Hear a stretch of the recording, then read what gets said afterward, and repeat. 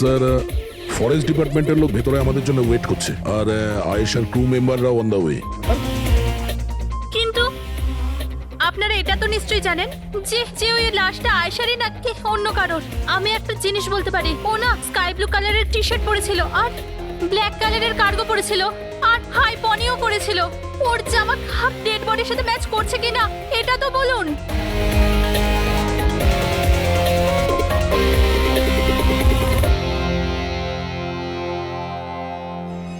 ও, আপনি সেই officer? Yes sir.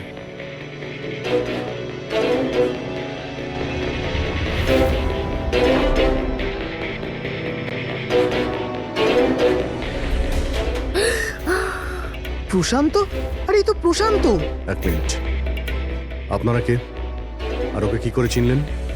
Sir আমি মানিক, আর আমরা সবাই আয়েশার সাথে কাজ করি। আরে প্রশান্ত আমাদের গাইড। আয়েশা এনাকে লোকেশন খোঁজার জন্য বলেছিল, আর যখন আয়েশা হারিয়ে গেল তখন এই ওকে খুঁজতে গেছিল। এর এরকম অবস্থা, তাহলে আয়েশা কিরকম অবস্থায় আছে? না না না, না না, আয়েশার কিছু হয়নি, আমি বলছি তো, trust me. Sir please please আমার বোনকে খুঁজে বাঁচিয়ে নিন স্যার, প্লিজ স্যার, প্লিজ বাঁচিয়ে নিন। দেখো, তোমার বোনকে নিশ্চয়ই আমরা বাঁচাবো। আপনি ওনাকে একটু সাইডে নিয়ে যান। স্যার এই বডিটা আজ সকালেই আমরা পেয়েছি। এই আমাদের গাইড বাহাদুর, এই বডিটাকে প্রথম দেখেছে। এই প্রশান্ত কি একা গিয়েছিল আয়েশাকে খোঁজার জন্য? হ্যাঁ স্যার, কারণ ও জঙ্গলের সমস্ত রাস্তা চিনতো। যত ভালো করেই চিনুক না কেন, রাতের অন্ধকারে ঘন জঙ্গলে বিনা পারমিশনে বিনা গাইডে রাতে ঘোরাফেরা নিজে থেকে মৃত্যুকে ডেকে আনা, তোমরা খুব বড় ভুল করেছো। এই বডিটা এইভাবে পেয়েছি, জানি না দ্বিতীয়টা কি অবস্থায় পাবো। স্যার আচ্ছা এটা বলো যে এখানে কোনো হিংস্র জানোয়ার আছে? এরকম কোনো হিংস্র জন্তু নেই, ঘন জঙ্গল, হারিয়ে যাওয়ার ভয় আছে। কোনো জন্তু জানোয়ারের আঁচড় তো মনে হচ্ছে না, কিন্তু এটা ছুরির আঘাত বলে মনে হচ্ছে। একে ছুরি দিয়ে খুন করা হয়েছে।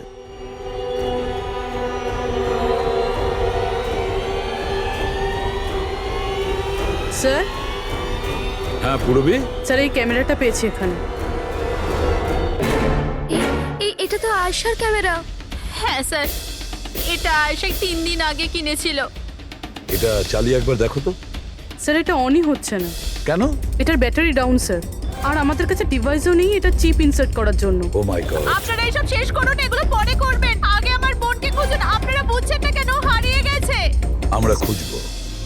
অনেক বড় জঙ্গল ম্যাডাম, কমসে কম 2 দিন লাগবে পুরো জঙ্গল খুঁজতে। হ্যাঁ স্যার, সূর্যাস্ত হওয়ার পর আমরা কিচ্ছু করতে পারবো না। আপনারা সার্চিং শুরু করে দিন, বাহাদুর আপনাদের নিয়ে যাবে।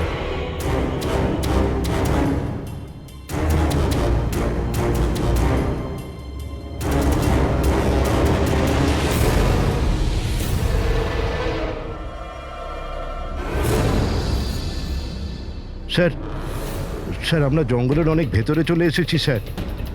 স্যার এখানে কেউ আসা যাওয়া করে না স্যার। স্যার এক কাজ করি, আমরা ফিরে যাই, না হলে অন্ধকার নেমে আসবে। এখন তো অনেক আলো আছে, অন্ধকার হয়েছে কোথায়? স্যার ফিরতেও তো অনেকটা সময় লাগবে না স্যার? তো ওই হিসাবেই বললাম, এত দূর স্যার কেউ আসেই না। স্যার এখানে কিচ্ছু পাবেন না। আরে ভাই, যখন এত দূর চলে এসেছে একটু দেখে নি না ভাই? চলো চলো। আচ্ছা আচ্ছা।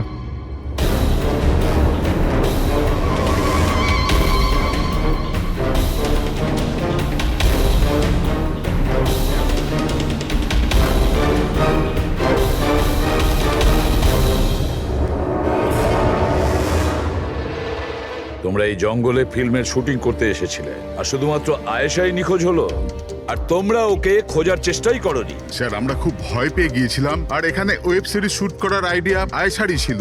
স্যার আমরা ওকে আনিনি, ও আমাদের এনেছিল লোকেশন দেখাতে। হ্যাঁ স্যার, এই প্রশান্ত গাইড আয়েশার পরিচিত ছিল, আর এ কাছেই থাকতো আর জঙ্গলটাকে ভালো করে চিনতো। আর আমরা তো রাত্রিরে থাকার পর সকালে বেরিয়ে পড়তাম, সবকিছুই ঠিকঠাক চলছিল, লোকেশনও পেয়ে গেছিলাম। আর এরপর আমরা টেন্টের বাইরে আগুন জ্বালিয়ে খাবার বানাচ্ছিলাম। কটার সময়ের ঘটনা এটা? 5টা-6টা নাগাদ। আর তখনই হঠাৎ আয়েশা নিজের ক্যামেরা নিল আর জঙ্গলের দিকে যেতে লাগলো। জঙ্গলের দিকে যাচ্ছিল কেন? ও বলেছিল যে ও আশেপাশের একটুখানি ভিডিও করে হিরণকে পাঠিয়ে দেবে, আর এটাও বলেছিল আশেপাশেই থাকবে আর তাড়াতাড়ি ফিরে আসবে। তারপর অনেকক্ষণ পর্যন্ত যখন ও এলো না, তখন আমাদের মনে হলো যে কিছু গন্ডগোল আছে। এর আগে আমরা কিছু করতাম কি সেখানে প্রশান্ত চলে এলো, ও জানতে পারলো তো ও নিজেই খুঁজতে চলে গেল। আর ও আমাদের ওখানেই থাকতে বললো। ও বললো যে জঙ্গলটা খুব বিপজ্জনক আর আমাদেরও প্রাণের ঝুঁকি থাকতে পারে, ব্যাস এটা বলেই ও জঙ্গলে ঢুকে গেল স্যার। তার মানে ওই প্রশান্ত আর ফিরে আসেনি, আর তোমরা পালিয়ে গেছো এখান থেকে নিজেদের বাঁচাতে। না স্যার, আমরা ওখানেই ছিলাম যখন চিৎকারটা শুনলাম। 15-20 মিনিট পর্যন্ত একটা মেয়ের। স্যার স্যার ওই চিৎকার শুনে আমরা খুব ভয় পেয়ে গেছিলাম, আর তারপর আমরা ওখান থেকে পালিয়ে গেলাম। স্যার, আমরা খুব বড় ভুল করে ফেলেছি। চিৎকারটা শুনে আমাদের এখান থেকে পালানো উচিত হয়নি, আয়েশাকে সাহায্য করা উচিত ছিল। সত্যিই তোমরা একটা বড় ভুল করেছো। আয়েশার চিৎকার শুনে যদি তোমরা জঙ্গলে ঢুকতে, আয়েশা এখন আমাদের সঙ্গে থাকতো, আর প্রশান্ত ও হয়তো বেঁচে যেত। তুমি তো বলছিলে যে এত ভেতরে জঙ্গলের কেউ আসতে পারে না, এটা কি? স্যার আমি জানি না, কিন্তু এটা আমাদের ডিপার্টমেন্টের কখনোই নয়। জঙ্গলের মধ্যে টেন্ট, দেখছি এর ভেতরে কে আছে।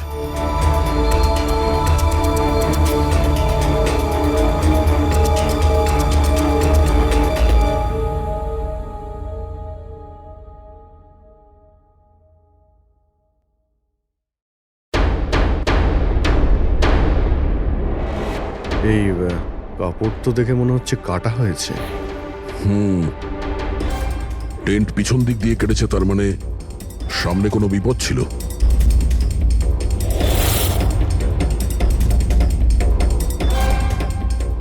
ছুরি, এটা দিয়েই কাটা হয়েছে। বাইরে গন্ডগোল হতেই পিছন থেকে কেটে পালিয়ে গিয়েছে।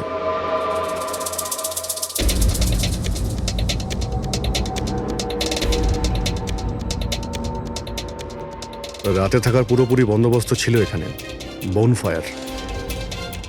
এই আলু এখানে দেওয়া হয়েছিল। স্যার এত ভেতরে এত রাত্রে থাকার মতো কেউ পাগলই হবে স্যার, না হলে এত ভয়ঙ্কর জঙ্গলে রাতে থাকার কথা ভাববে কে? কোনো নেচার লাভার না কোনো খুনি। এই দেখো,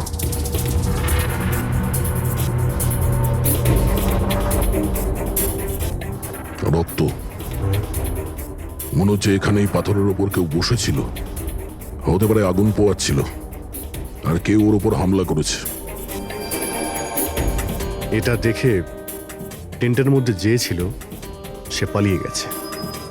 চলো আগে গিয়ে দেখি। স্যার স্যার সূর্য অস্ত যাচ্ছে স্যার, ফিরতেও 2 ঘন্টা কমসে কম লাগবে। ফিরে যাই স্যার।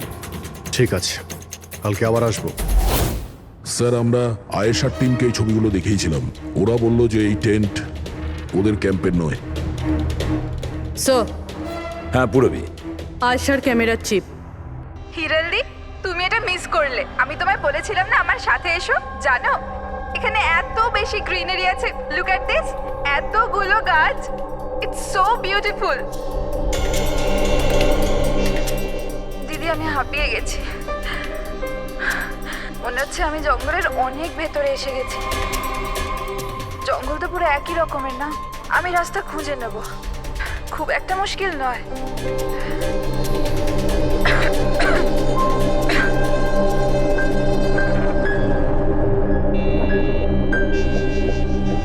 কেউ আছে নাকি ওখানে? কে ওখানে?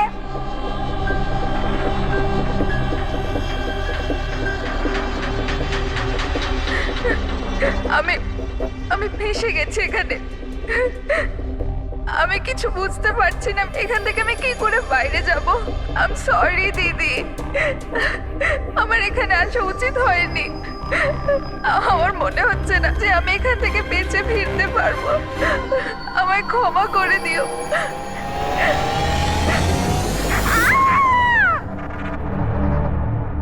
অভিজিৎ, যে কোনো পরিস্থিতিতে এই মেয়েটাকে ওই জঙ্গল থেকে উদ্ধার করতে হবে। গুলো রোজ ব্যবহার করত, আমি সেই প্রত্যেকটা জিনিস থেকে ডিএনএ স্যাম্পল নিয়েছি, কিন্তু আশ্চর্যের ব্যাপার কোনো স্যাম্পলই আয়েশার ডিএনএ এর সঙ্গে ম্যাচ করছে না। কি? কিন্তু হ্যাঁ, খুনির ব্যাপারে একটা খুব গুরুত্বপূর্ণ সূত্র পেয়েছি। সেটা কি স্যার? বস, এই ডিএনএ প্রোফাইলটা দেখো। এই দুটো ডিএনএ প্রোফাইলই দুটো আলাদা আলাদা লোকের। কিন্তু অদ্ভুত ব্যাপার হচ্ছে যে দুটো প্রোফাইলে আমি একই লোকের শরীর থেকে পেয়েছি, প্রশান্ত শরীর থেকে। প্রশান্ত শরীর থেকে? হ্যাঁ বস। সেটা কিভাবে? প্রশান্তর মৃত্যু অগণিত ছুরির আঘাতের জন্য হয়েছে, আর ওর শরীরে যে খাবার চিহ্নটা আছে সেটা আসল নয়, তৈরি করা হয়েছে নকল। আর সবচেয়ে আশ্চর্যের ব্যাপার হচ্ছে যে প্রশান্তের লাশের থেকে আমি ওর রক্ত ছাড়া আরো কারো রক্ত পেয়েছি। এখন এই রক্তটা কোনো পুরুষের না নারীর সেটা আমি বলতে পারবো না, কারণ ওই রক্তটা প্রশান্ত রক্তের সঙ্গে মিশে গেছে। কিন্তু একটা কথা ঠিক বস, এই রক্তটা তখনই বেরিয়েছে যখন প্রশান্ত রক্ত বেরিয়েছে। অভিজিৎ, দয়া, নিশ্চয়ই এটা খুনিরই রক্ত। খুনি প্রশান্তর ওপর হামলা করে আর তখন নিজেকে বাঁচানোর জন্য প্রশান্ত ওর সঙ্গে মারামারি করে, আর খুনির রক্ত প্রশান্ত শরীরে লেগে যায়। তবে খুনিরও গুরুতর আঘাত লেগেছে, সামান্য আঘাতে এত রক্ত বেরোবে না তার। তার মানে খুনির শরীরে এখনো আঘাতের চিহ্ন থাকা উচিত। আরো একটা কথা বস, কি? টেন্টের পাশে যে পাথরের উপর রক্তের ছাপ ছিল সেই রক্তটা প্রশান্তরই। তার মানে পুরো ব্যাপারটাই ওই তাঁবুর আশেপাশে ঘটেছে।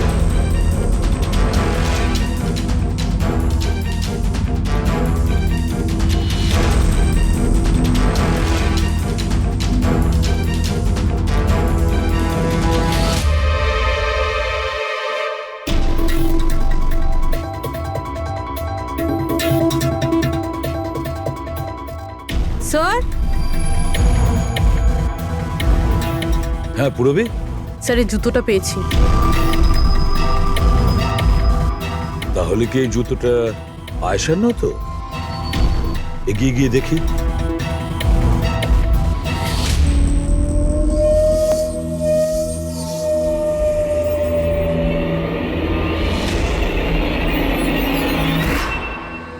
স্যার, হ্যাঁ এই দেখুন স্যার।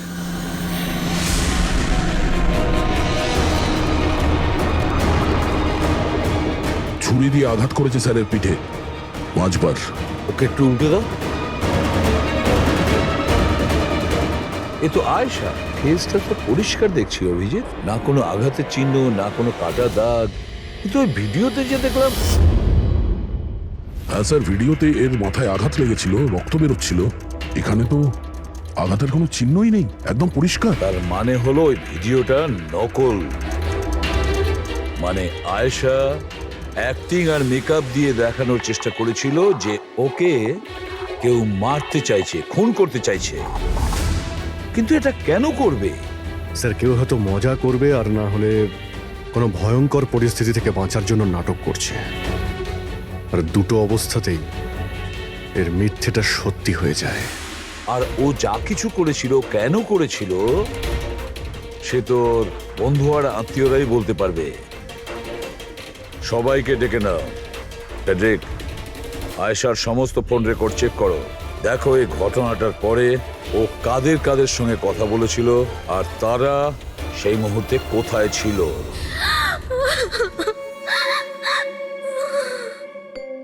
এরা আমাকে কেন ওকে দেখতে দিচ্ছে না? কি বাজে ভাবে মেরেছে আমার বোনকে। আর এরা বলছে যে ও নিজের মৃত্যুর নাটক করেছে, নিজের মার্ডারের নাটক। আর ওই নাটক সত্যি হয়ে গেছে। ভুল বলছে ওরা, মিথ্যে। আমাদের আয়েশা এরকম করতেই পারে না। আপনারা ভুল অভিযোগ করছেন।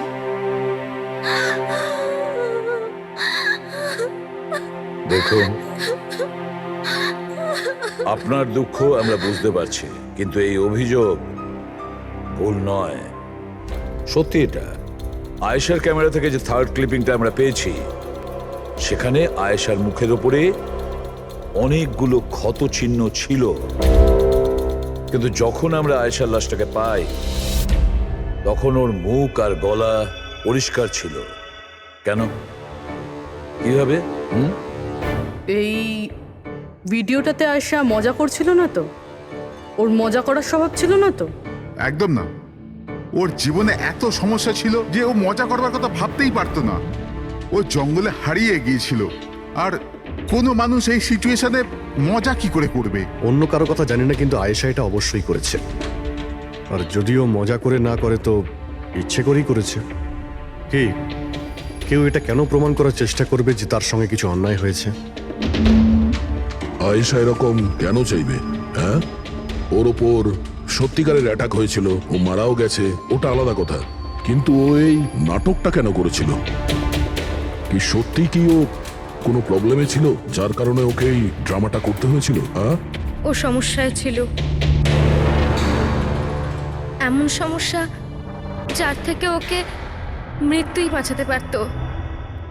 মানে তুমি কি বলতে চাইছো? স্যার, হ্যাঁ ফেডরিক, এটা আয়েশার কল রেকর্ডস। বিশেষ কিছু পেয়েছো? হ্যাঁ স্যার, একটা লোক আছে কেতন, সে আয়েশাকে অনেকগুলো মেসেজ আর কল করেছিল।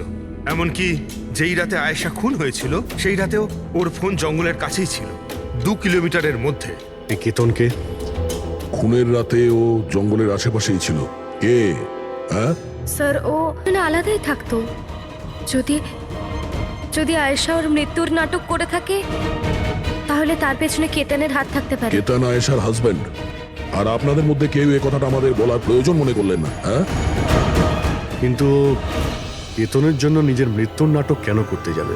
আমার মনে হয়েছিল যে আমরা কেতনের থেকে মুক্তি পেয়ে গেছি, কিন্তু আমি কি করে জানবো ওই আমার বোনের প্রাণ নিয়ে নেবে? হিরেন প্লিজ, কেতনই আমার বোনকে মেরেছে। আমি বলছি তুমি নিজেকে কেতনই সামলাও মেরেছে। প্লিজ। কেঁদো না প্লিজ, কাম ডাউন। আপনারা প্লিজ নিজেদের মধ্যে কথাবার্তাটা থামান আর আমাদের বলুন কি ব্যাপার। আমি আপনাদেরকে বলছি, আসলে আজ থেকে 2 বছর আগে কেতন আর আয়েশার একটা ট্রিপে আলাপ হয়েছিল। আয়েশা কেতনকে বিয়ে করেছিল। তাড়াহুড়োতে সিদ্ধান্ত নেওয়ার শখ ছিল ওর, কিন্তু জানতো না ও এই সিদ্ধান্তটা কতটা ভুল নিয়েছিল। কেতন ওর যোগ্য ছিল না, একটা পাগল লোক ছিল, পসেসিভ ছিল, ওর জীবনটা অতিষ্ঠ করে রেখেছিল। এই জন্য 6 মাস আগে ওকে ও ছেড়ে দেয়। এছাড়া আর কি করতো? আমরা সবাই দেখেছিলাম ওকে কিরকম টর্চার করা হতো। মানিক, আজকে সব অডিশনে ক্যামেরাতে আছে, স্ক্রিনে প্লে কর, স্যারকে দেখাতে হবে। আর আয়েশা এক্ষুনি এসে যাবে। ঠিক আছে। আয়েশা, আয়েশা, কি হয়েছে? Are you okay? আয়েশা তুই ঠিক আছিস? কি করে হলো এসব? কে করলো এসব? আরে তোমরাও না কত প্রশ্ন করো, কিচ্ছু হয়নি আমার। আসলে কি হয়েছে, ওই তাড়াতাড়িতে সিঁড়ি দিয়ে নামছিলাম আর পা পিছলে গেছে। চুপ কর আয়েশা, কত কভার আপ করবি? আমি তো এটা বুঝতে পারছি না, তুই ছেড়ে দিচ্ছিস না কেন ওই মানুষটাকে? আমি ছেড়ে দিলেও ও আমায় ছাড়বে না। আরে আইন বলে কিছু আছে নাকি? পুলিশের হাতে তুলে দিও ওকে। কেউ ওর কিচ্ছু করতে পারবে না। ওকে যদি পুলিশে ধরেও নিয়ে যায়, ও সেখান থেকেও চলে আসবে আর আমাকে খুঁজে বার করবে, তারপর আমায় ছাড়বে না। কখন থেকে ফোন করছি তোকে আমি? হ্যাঁ, ধরছিলিস না কেন? এখানে বসে টাইম পাস করছিস? হ্যাঁ না কেতন, তোরা তো সাহস কি করে হলো? কেতন, আমি ডাক্তারের কাছে গেছিলাম তাই ফোন সাইলেন্ট ছিল, অন করতে ভুলে গেছি। ওকে, ডক্টর, হ্যাঁ আজকাল খুব বেশি যাচ্ছিস না ওর কাছে? কেতন কি বলছো? এরকম কিচ্ছু নয়। আর তুমি বললে আমি ডাক্তারের কাছে আর কোনোদিন যাবো না। আমাকে প্লিজ ছেড়ে দাও, আমাকে ক্ষমা করে দাও। তোকে তোর যোগ্যতা দেখাই, চ। কি করছে এসব? ছাড়ো ওকে। এই নিজের কাজে মন দে, বুঝেছিস? এনাফ। এনাফ। মানুষ না, এই কেতন তো জানোয়ার। তোমরা কেতনের ব্যাপারে আমাকে আগে বলনি কেন? আপনারা যা বললেন সেটা শুনে তো মনে হচ্ছে কেতনই আমাদের প্রাইম সাসপেক্ট। মনে হচ্ছে কেতনের কারণেই সেটা করেছে।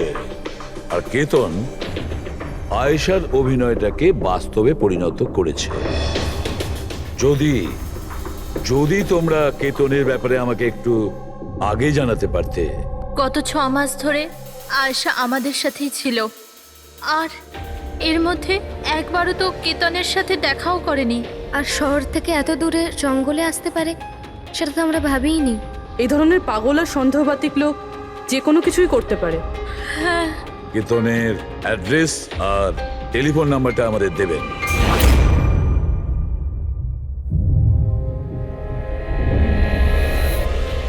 কেতন,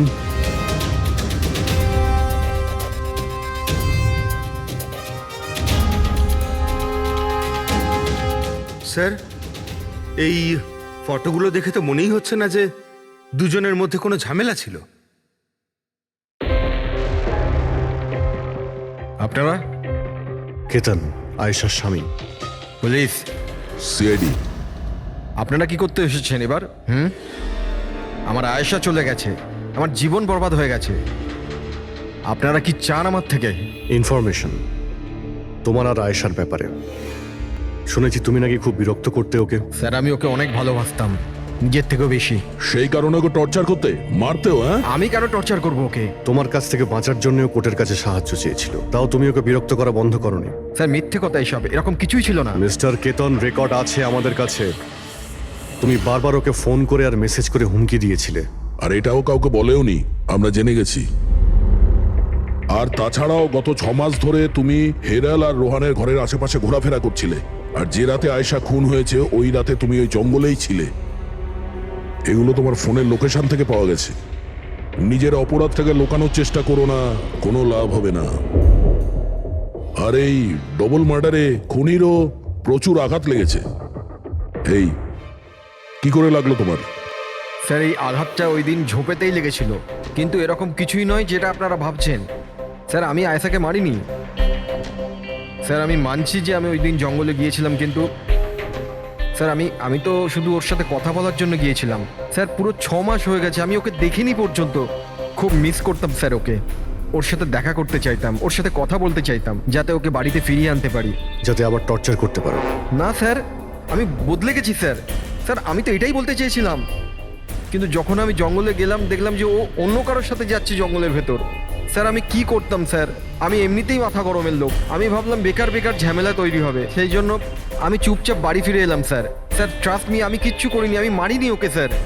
দেখো কেতন, তুমি এখনো আমাদের সন্দেহের তালিকায় আছো। যতক্ষণে কেসটা শেষ না হচ্ছে তুমি হেফাজতে থাকবে। স্যার, এই কেতনের কাছে কিন্তু আয়েশাকে মারার মোটিভ ছিল। ও তো বেঁচে গেছে, এবার বাকি রয়েছে এরা সবাই।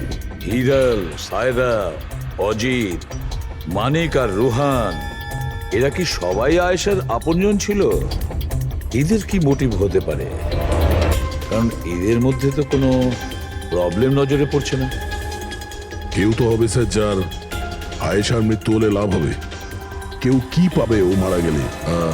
সম্পত্তি, টাকা। টাকা? ইন্স্যুরেন্সের টাকা? হ্যাঁ, ইন্স্যুরেন্স। রবি, ফেডরিক, একটা কাজ করো, এই শহরে যতগুলো ইন্স্যুরেন্স কোম্পানি আছে সেখানে গিয়ে খোঁজ নাও আয়েশার নামে ওদের কাছে কোনো লাইফ ইন্স্যুরেন্স পলিসি আছে কিনা। কিন্তু একটা কথা, আয়েশার বন্ধু বা তাদের ফ্যামিলির কাউকে বলবে না কিছু। যদি ওদের মধ্যেই কেউ খুনি হয় সে সতর্ক হয়ে যাবে।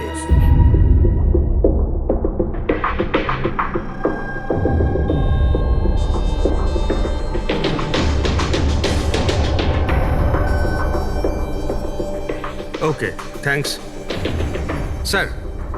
হ্যাঁ ফেডরিক, আয়েশার অ্যাকাউন্টে মাত্র 1 লাখ টাকা আছে, কোনো ফিক্সড ডিপোজিট পর্যন্ত নেই। স্যার, তানিশা ইন্স্যুরেন্স প্রাইভেট লিমিটেডের কাছে আয়েশার নামে একটা বীমা পলিসি রয়েছে 50 লাখ টাকার। ও আচ্ছা। আর এই টাকা আয়েশার ভাগ্নি, মানে ও দিদি আর জামাইবাবুর মেয়ে নিমিষা পাবে। আচ্ছা, তাহলে এই ব্যাপার। স্যার, আসলে আপনারা কি চাইছেন? আমার যা জানা ছিল আমি সবকিছু বলে দিয়েছি। আর আপনারা জানেন আমার স্ত্রীর শরীর কতটা খারাপ, এখন আমার ওর সঙ্গে থাকা উচিত, আর আপনারা আমাকে এখানে আটকে রেখেছেন। স্যার, বলার কি বাকি আছে? সব বলে দিয়েছি। অনেক কিছু বাকি আছে। তুমি একটু বেশি কথা বলো, সেই জন্য যা কিছু প্রশ্ন করব ঠিক তারই উত্তর দেবে। এই তোমার ওইখানে যে ফ্যাক্টরিটা আছে ওটা তো বাজেয়াপ্ত হতে চলেছে। এই লোন তুমি শোধ করতে পারোনি কি? হ্যাঁ, কিন্তু আপনারা এগুলো কেন জিজ্ঞাসা করছেন? আপনারা এগুলো কি করে জানলেন? প্রশ্ন নয়, শুধু উত্তর। আয়েশা তোমাদের সাথে তোমাদের বাড়িতেই থাকতো না? তাহলে 7 দিনে তুমি ওকে 41 বার কল করেছো কেন?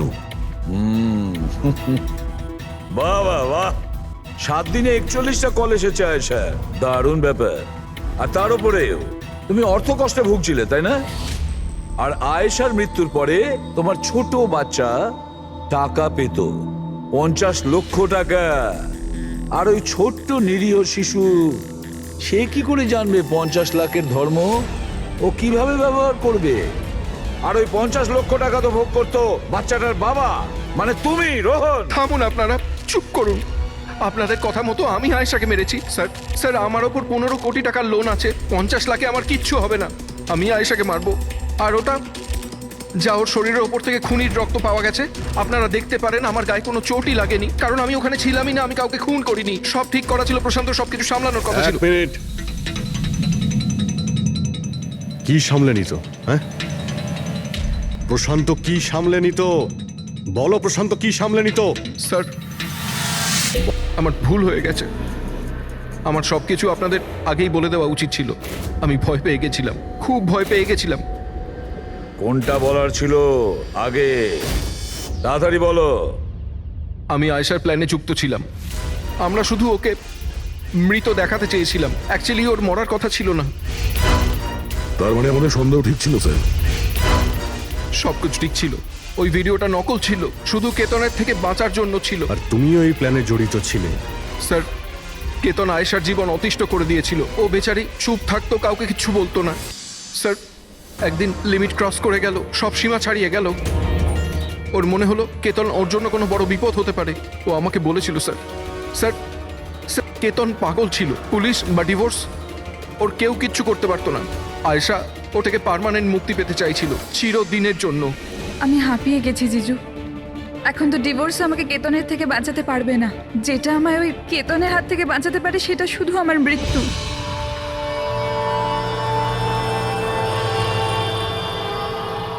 আয়েশা, এটাই যদি একমাত্র রাস্তা হয় তাহলে এটাই ঠিক।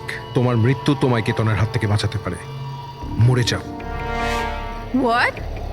রিল্যাক্স। আমার কাছে একটা আইডিয়া আছে। আমাদেরকে এমন কিছু করতে হবে যাতে মনে হয় আয়েশা মরে গেছে।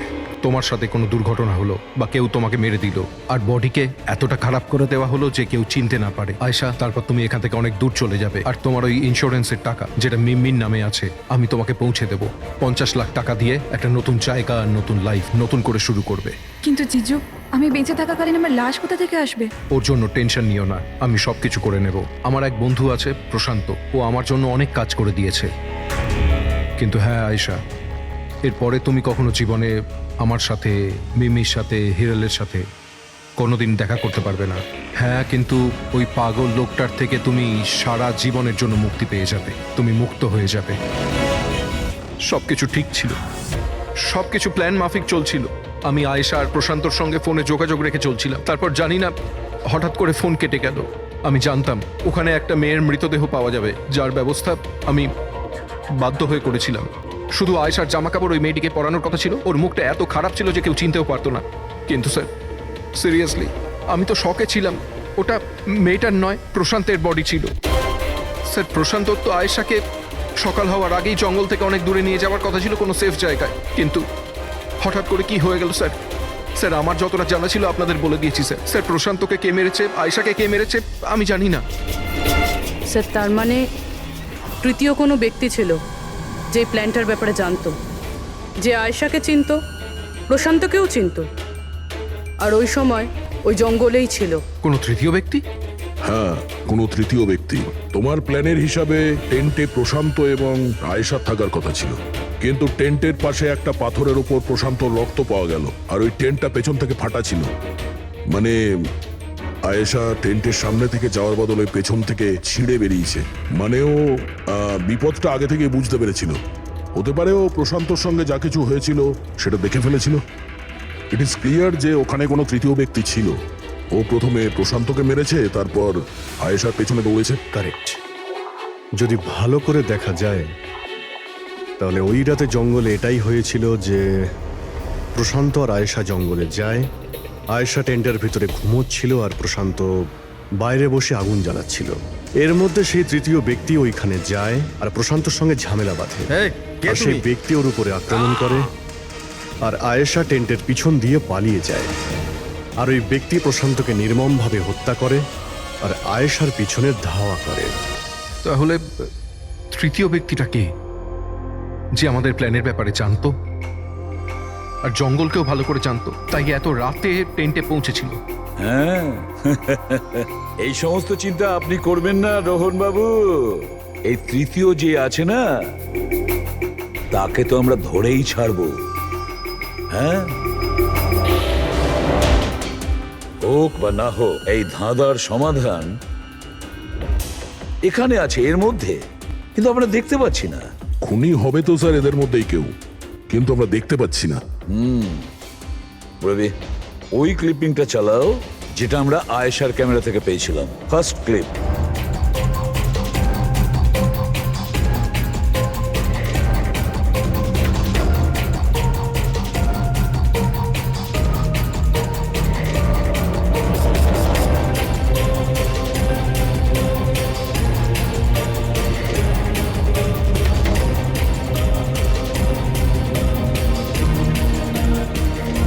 ইয়েস, দা, তুমি ঠিকই বলেছিলে, খুনি আমাদের সামনেই আছে, কিন্তু আমরা দেখতে পাচ্ছি না। একটা কাজ করো, সবাইকে জঙ্গলে ডেকে নাও, তখনই বোঝা যাবে। স্যার, এখনো আপনারা আমার ওপর সন্দেহ করছেন, যেখানে আমি আপনাদের সবকিছু সত্যি কথা বলেই দিয়েছি। স্যার আমি আমার বউকে কেন মারবো স্যার? আমি তোকে ভালোবাসি স্যার। আমার বোনের খুনিকে খোঁজার বদলে আপনারা আমাদেরই জিজ্ঞাসাবাদ করছেন। আর ওর গায়েব হওয়ার খবর তো আমি হিরাল ম্যামকে দিয়েছি। আর আমরা যদি কিছু করতাম তো আমরা কেন ফোন করতাম? হ্যাঁ, কিন্তু কেউ তো আয়েশাকে খুন করেছে, আর কে খুন করেছে সেটা আমরা জানি। আয়েশাকে খুন তোমাদের মধ্যেই কেউ করেছে, তোমাদের মধ্যেই কেউ। আমাদের মধ্যে কে হতে পারে স্যার? এখনই জানতে পারা যাবে। রোহন, তুমি একটা কথা বলো, আয়েশা রেকির জন্য তোমার বাড়ি থেকে দুর্ঘটনার একদিন আগেই গিয়েছিল না? হ্যাঁ স্যার, একদিন আগেই গিয়েছিল। আর এটা সেদিনেরই ছবি, তাই না? যেদিন ওর রেকিতে যাওয়ার কথা ছিল। আয়েশার অ্যাকাউন্ট ওই পোস্ট করেছে, তো ওরই হবে। আর আপনারা আমার বোনের খুনিকে খোঁজার বদলে এরকম ফালতু জিজ্ঞাসাবাদ করছেন, আমাদের উপরে ব্লেম করছেন। এতে কি প্রমাণ পাবেন আপনারা? এটাই যে তোমরা আয়েশাকে জীবন্ত দেখেছিলে শেষবার ওই দিনই, তারপরও নিখোঁজ হয়ে গেছিল, তোমরা আমাদের বলেছিলে। আচ্ছা, ও কি কি পরেছিল অপর্ণা, তুমি বলেছিলে, তোমার মনে আছে? হ্যাঁ, ওনা স্কাই ব্লু কালারের টি শার্ট পরেছিল আর ব্ল্যাক কার্গো প্যান্ট ছিল। হাই পনিও করেছিল। আপনার তো নিশ্চয়ই মনেই আছে।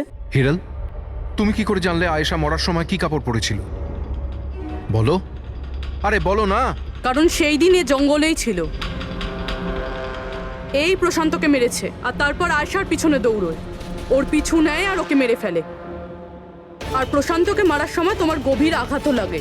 দেখাও। হট সারুন, আমার দূরে থাকুন। হ্যাঁ, আমার থেকে। একে তো আপনারা আমার বোনের খুনিকে খুঁজে পাচ্ছেন না, তার উপরে আমার উপরে অভিযোগ দিচ্ছেন। হ্যাঁ, ব্যাস, অনেক অভিনয় করেছো, এবার ঠিক করে বলো,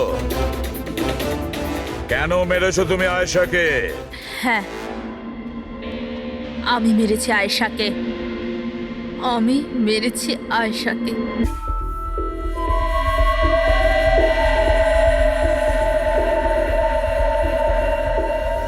হিরাল ম্যাম, আপনি?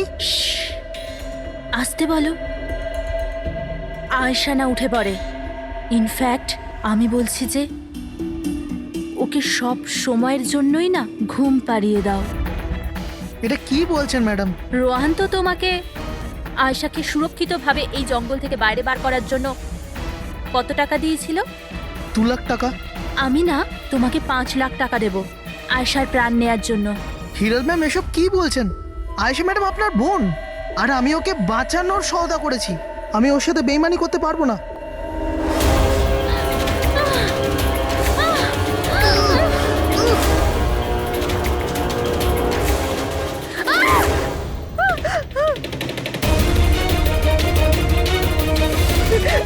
আয়েশা,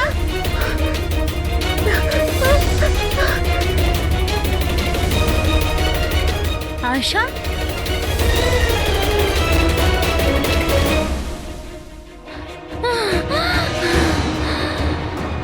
আয়েশা, আমার কাছে আয় আয়েশা, আমি তোকে বাঁচাতে এসেছি আয়েশা। তোর ইন্স্যুরেন্সের টাকার জন্য তোকে মারতে চেয়েছিল আয়শা। আমার বোন।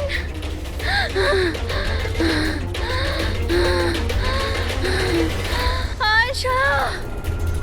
সরি দিদি, আমি কিচ্ছু জানতাম না এই ব্যাপারে। সরি, আমার জন্য তোমার এত কষ্ট হলো। আমি জানতাম না যে জিজু এরকম কিছু করছে। আই এম সো সরি দিদি। আমার বোন। সরি দিদি।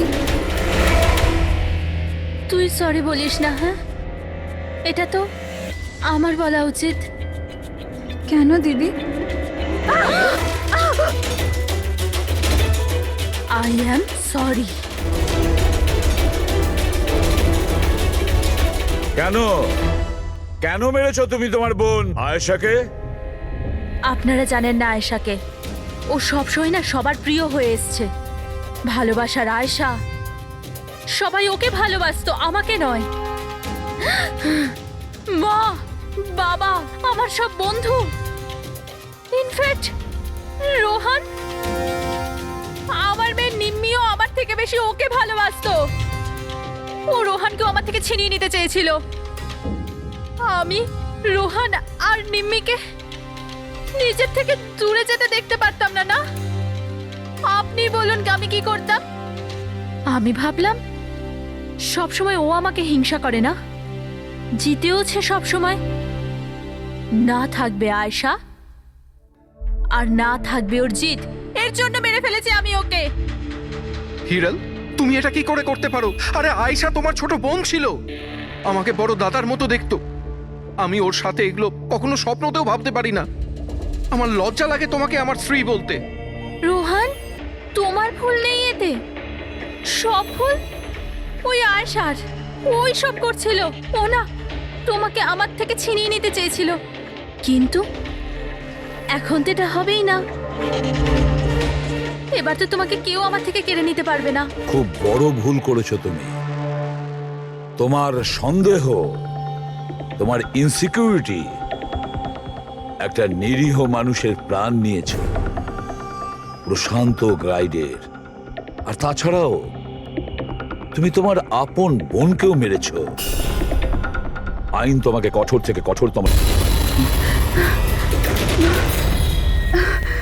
কোথায় যাব? জঙ্গলে এসে গেছি। আমি বাড়ি যাব।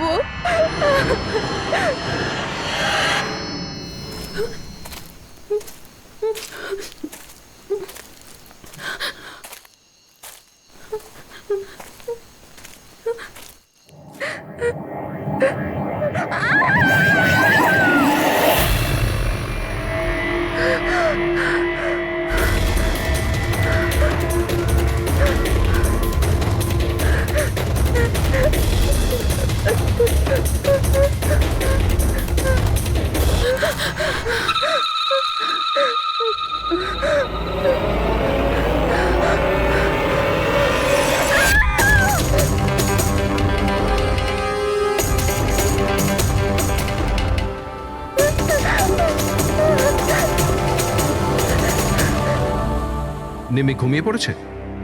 হ্যাঁ, শুয়ে পড়েছে। আরে হিরাল, তোমায় খুব ডিস্টার্ব লাগছে।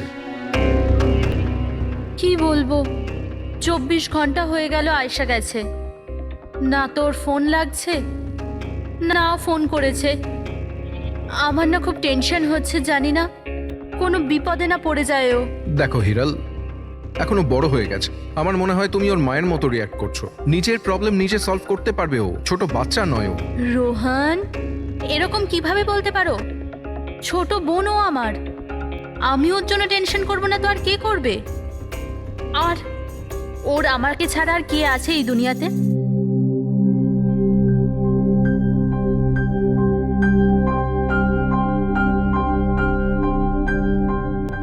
হ্যালো হ্যালো, আপনি কি হিরাল বলছেন?